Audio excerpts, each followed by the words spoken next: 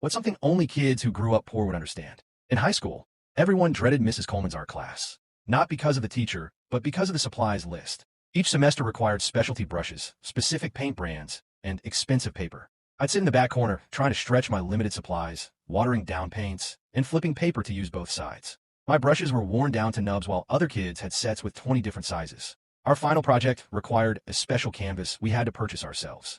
When I told my mom the price, I saw that familiar look, the one that meant we'd be choosing between art supplies or something else essential that week. The next day, I worked up the courage to ask Mrs. Coleman if there was a cheaper alternative.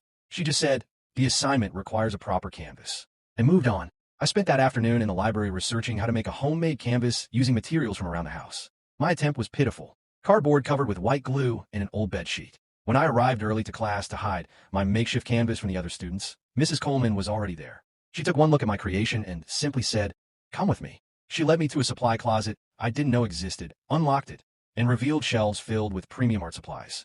"Choose what you need," she said. "Just don't tell anyone where you got it." Throughout the semester, I'd occasionally find supplies secretly placed in my cubby. On the last day of senior year, I finally asked her about the secret closet. She smiled and said, "I grew up using pencils down to the nub and mixing water with dried-out markers. No student should miss discovering their talent because they can't afford a brush."